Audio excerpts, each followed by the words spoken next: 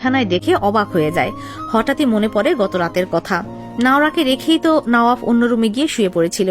কিরকম এলোমেলো ভাবে শুয়ে আছে, কামিজ সরে গিয়ে কোমরের একপাশ দেখা যাচ্ছে, পায়ের কাছ থেকে প্লাজো কিছুটা উপরে উঠে গিয়েছে, তার উপর পরনের ওড়নাটাও একপাশে পড়ে আছে, যেন একটা পিচ্ছি মেয়ে এলোমেলো ভাবে বিছানায় শুয়ে আছে।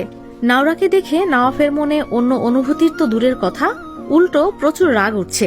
মেয়েটা জানে না অন্য কারো বাসায় আছে, তারপরও কিভাবে শুয়ে আছে। তবে এখন হুট করে রুমে ঢুকে গেলে, মেয়েটা উঠে গেলে লজ্জা পাবে, আবার ডাকলেও সমস্যা। মেয়েটার কথাবার্তার কোনো ঠিক নেই, কখন যে কি বলে দেয় তার ঠিক নেই।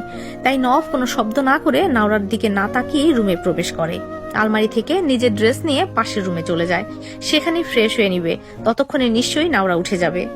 অন্যদিকে নাওরা এখনো পড়ে পড়ে ঘুমাচ্ছে, ঘুমের ঘোরে হাসছে, মনে হয় কোনো ভালো স্বপ্ন দেখেছে।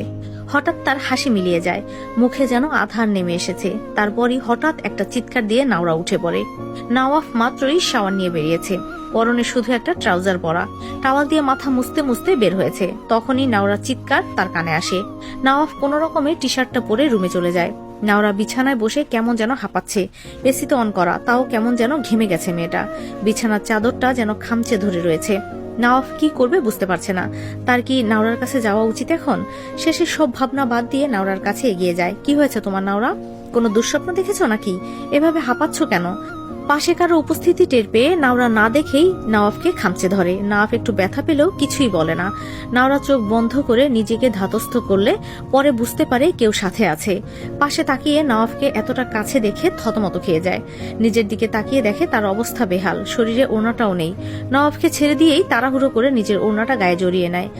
আপনি এখানে কেন স্যার? নওরাকে ঠিক হতে দেখে নওয়াব একটু দূরে গিয়ে দাঁড়িয়ে গম্ভীর কণ্ঠে বলে, ঘুম কি এখনো ভাঙেনি? আমি না, বরং তুমি আমার বাসায় আমারই বেডে বসে আছো।